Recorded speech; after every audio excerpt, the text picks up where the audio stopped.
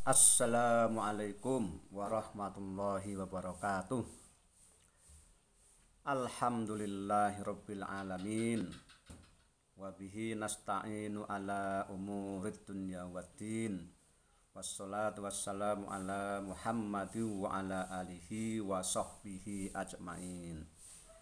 Qala Allah Ta'ala fi Qur'anil Karim, a'udzu billahi minasyaitonir rajim. Bismillahirrahmanirrahim. Innamal mu'minuna ikhwatun fa aslihu baina akhwaykum wattaqullaha la'allakum turhamun. Wa qala an-nabiyyu sallallahu alaihi wasallam al muslim akhul muslim, amma ba'd. Sahabat sekalian, alhamdulillah kita berjumpa lagi dengan saya Asrif Widodo. Seperti biasa kita akan membahas masalah keagamaan secara sederhana, enggak pakai ribet, enggak pakai jelimet, tidak perlu pakai panjang lebar. Nih. Jadi saat ini ya, kita masih suasana hari raya ya. Itu tentu banyak orang yang bersalam-salaman sesama kita ya kan. Tapi ada hal yang mungkin sering kita jumpai, salaman justru membawa masalah bagi sebagian orang. Maka kali ini kita akan bahas ya tentang salaman, yaitu salaman setelah sholat. Bagaimana hukumnya? Sahabat sekalian, masih ada ya orang menjadikan agama ini ya sebagai bahan pertengkaran, bukan bahan perdamaian dan kenyamanan. Berbeda pendapat jadi bertengkar. Jadi bagi orang ini ya, kalau berbeda pendapat berarti malah petaka. Dia kepanasan kalau ada orang berbeda dengan dirinya. Nah, contoh kasus, saya beberapa kali mendapat pengaduan. Kid zaman now, anak sekarang itu setelah sholat ya, 5 waktu, langsung yang tadinya itu ngambil sop paling depan, begitu salam ke kanan dan ke kiri langsung lari ke belakang, bahkan tidak peduli ada orang tua pun kadang di langkah-langkah pundaknya. Tentu ini adab yang membuat orang-orang tua bertanya-tanya apakah benar. Tidak hanya itu, muncul nanti pertengkaran kan. Anak muda tadi ingin meninggalkan jamaah, yang jamaah merasa ini anak muda kok kurang sopan. Sebenarnya itu hanya menghindari biar tidak diajak salaman aja. Nah, maka mari kita bahas bagaimana hukum al-musofahah akibas sholah, yaitu salaman setelah sholat. Ini masalah klasik yang sudah tuntas dibahas para ulama zaman dahulu ya, di kitab-kitab fikih mereka sudah ada.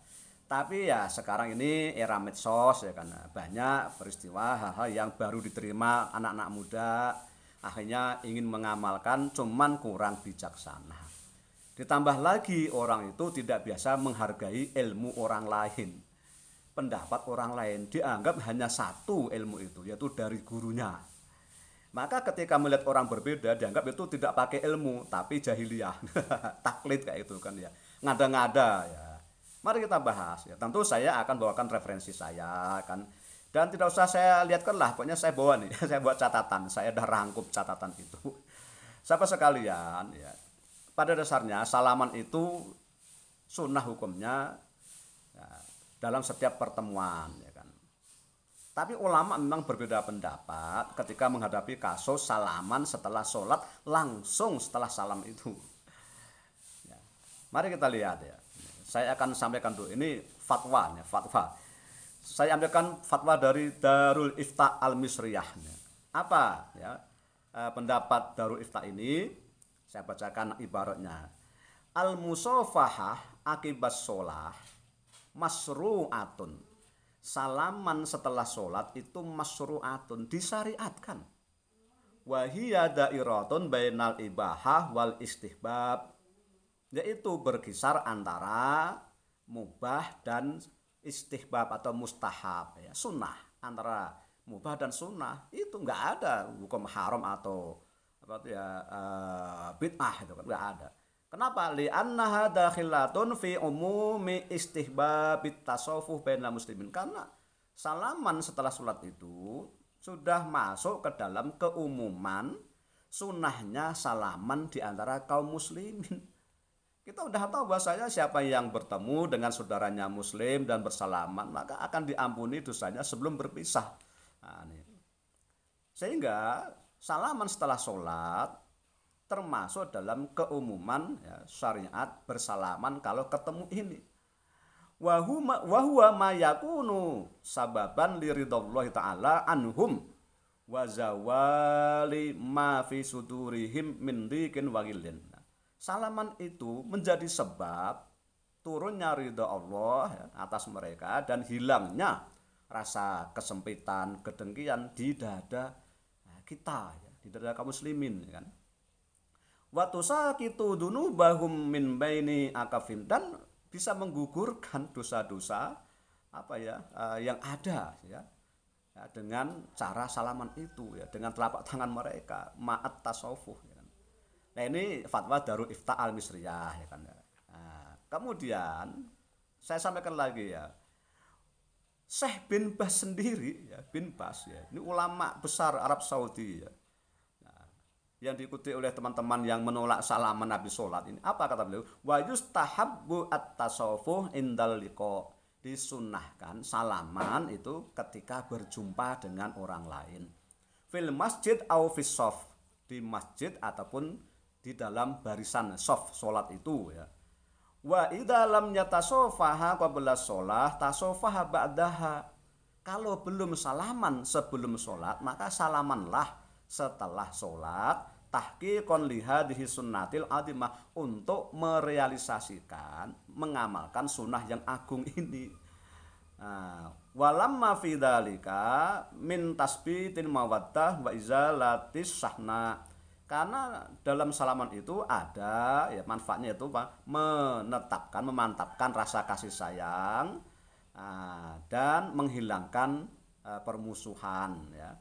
Lakin idalam yusofihu qabla faridoh, akan tetapi kalau belum salaman sebelum sholat 5 waktu, suri allahu ayyusofahahu ba'daha.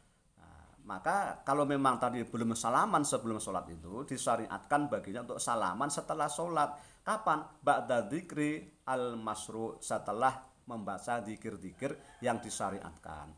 Jadi beliau tetap mengatakan sunnah, tetapi beliau memilih setelah suatu bukan langsung salam ke kiri terus salaman, tapi salamannya setelah dzikir yang disyariatkan. Ini pendapat beliau. Ya, jadi Syekh bin Baz memilih salamannya itu setelah membaca wirid-wirid, tidak langsung setelah salam ke kiri. Nah, kalau langsung bagaimana? Ya, la aslalaha ya, tidak ada asalnya. Nah, jadi makruh. Syekh bin Baz saja memakruhkan, tidak mengharamkan atau membid'ahkan, hanya memakruhkan. Makruh ya. Nah, ini baik, lanjut ya. Imam Nawawi mentafsir, merinci. Kalau sebelum sholat tadi itu sudah salaman, maka setelah sholat masih boleh salaman. Tetapi kalau belum sholat tadi itu belum salaman, ya, maka setelah sholat itu sunnah untuk salaman. Ini Imam Nawawi ya kan. Kemudian ya, Imam As-Safarani berkata, fi Ghidha'il Albab syarh Mandumatil Adab ya kan. Dalam kitabnya Ghidha'ul Albab, itu syarah dari kitab Mandumatul Adab, dhahiru kalamil Izzi bin Abdissalam ya. Secara lahiriah pernyataan ya Sultanul Ulama Izzuddin bin Abdissalam minas Syafi'iyah ya. Beliau dari kalangan Syafi'iyah, annaha bid'atun mubahatun. Hukumnya bid'ah, tapi bid'ah yang mubah, bukan yang bid'ah muharramah. Bid'ah yang dibolehkan. Nah, ini. Wa dhahiru kalamin Nawawi anha sunnatun. Tetapi pernyataan Imam Nawawi menunjukkan itu sunnah hukumnya. Sedangkan Imam Romli ya, ini ulama besar mazhab Syafi'i, mengatakan la aslalahu walakin la ba'sa biha. Memang tidak ada ya asal usulnya, tetapi la ba'sa biha, tidak masalah kalau dilakukan. Ya mereka yang menolak dan menganjurkan memang secara khusus nggak ada dalil misalnya jangan salaman itu bid'ah, nggak ada dari Nabi kayak gitu. Atau salamanlah setelah sholat juga nggak ada. Tapi nanti kita akan temukan sebuah dalil ya atau dua lah ya, nih, tentang adanya peristiwa salaman setelah sholat. Ya. Kemudian ya Imam Tohawi mengatakan tutlabul musofahah fahiya sunnatun akibas sholati kulliha wa inda kulli laqiyin, disunnahkan bersalaman setelah sholat ya, dan itu sunnah juga dalam setiap pertemuan ya, tidak masalah kapanpun ya. Nah Abdul Ghani An-Nabilisi mengatakan annaha dakhilatun tahta umumi sunnatil musofahah mutlaqon, salaman setelah sholat itu masuk ke dalam keumuman sunnahnya salaman secara mutlak, jadi tidak masalah ya kan. Dan masih banyak lagi ya. Nah di antara dalilnya adalah ini dari Yazid bin Aswad bahwa beliau pernah sholat dengan Rasulullah ya kan, sholat subuh. Setelah sholat maka manusia ya jamaah itu nyalami Rasulullah, maka Yazid bin Aswad juga ikut menyalami Rasulullah ya. Nah ini itu hadisnya rawahul Bukhari ya kan. Nah inilah satu di antara dalil ya kan. Nah para ulama yang menyunahkan salaman setiap selesai sholat 5 waktu itu mengkiaskan peristiwa sholat subuh tadi juga sholat asar yaitu kepada sholat yang lain ya. Dikiaskan berarti boleh ya, untuk sholat 5 waktu. Nah memang ada ulama yang menolak ya, itu misalnya Syekhul Islam Ibnu Taimiyah ya kan, juga Syekh Utsaimin. Ibnu Taimiyah mengatakan tuh bid'ah hukumnya, tetapi Ibnu Taimiyah lebih bijak dari kid zaman now, dari anak-anak sekarang lebih bijak beliau. Apa katanya? Meskipun bid'ah, tetapi kalau diajak orang untuk salaman fala taruddaha bal sofahahu wa bayyana lahul hukma. Nah kalau diajak salaman jangan ditolak, jangan ditepiskan. Masa sesama muslim diajak salaman lalu tangannya ditolakkan, malah lari itu kan. Ibnu Taimiyah mengajarkan kalau diajak salaman meskipun bid'ah jangan ditolak. Sambut salamannya, jelaskan hukumnya bilutfin walayinin. Jelaskan hukumnya dengan lembut. Ini Ibnu Taimiyah loh, bukan sedikit zaman now ini. Lebih bijak beliau.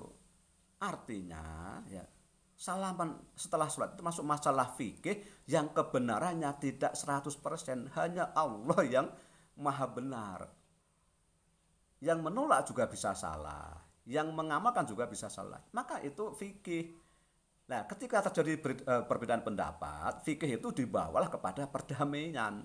Kata Ibnu Taimiyah, ada kalanya kita ini perlu meninggalkan pendapat kita demi menjaga persatuan umat Islam. Itu lebih wajib daripada bertengkar gara-gara masalah sepele salaman.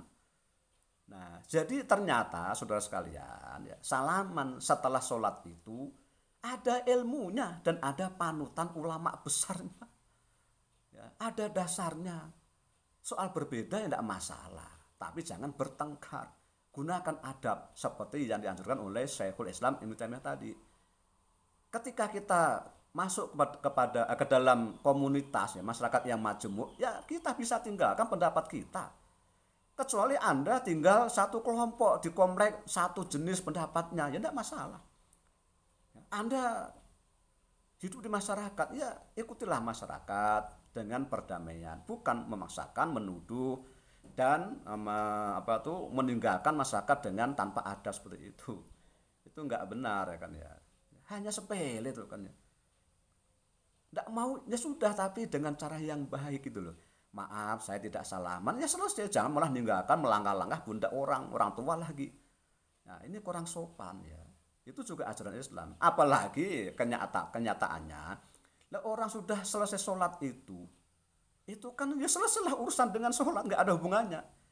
Ulama yang memakruhkan salaman setelah sholat itu hanya satu dzaroi, menjaga jangan sampai nanti dianggap bahwa salaman itu tanda kesempurnaan sholat. Kalau tidak salaman berarti tidak sempurna sholatnya. Itu yang dijaga, maka dimakruhkan.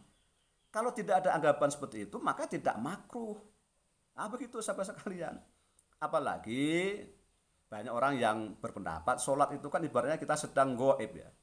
Nah, goib dari dunia. Setelah salam kita ada di alam nyata lagi, maka itu ketemu kawan yang lain salaman. Apalagi kita memang biasa ya kita bergembira ketika sudah eh, melakukan sesuatu yang baik. Nah, atau setelah mengalami hal yang baik, selesai bekerja, alhamdulillah, gembira, lulus sekolah, bergembira, salaman, itu kan tanda gembira kita. Habis sholat kita gembira, karena tidak semua orang bisa sholat itu. Salaman, maka boleh itu kan. Oh, sudah putus itu. Yang salah tuh kalau Anda sholat, salaman. Ya. Waladhdallin, amin, salaman. Itu. Walam yakul lahu kufuwan ahad, salaman, itu baru batal dan itu bid'ah. Ini udah selesai sholat. Mau kita main HP juga boleh itu. Habis sholat baring-baring, buka WA juga boleh. Mau ke WC juga boleh ya kan. Makan jagung juga boleh ya. Nah itu baca WA juga boleh.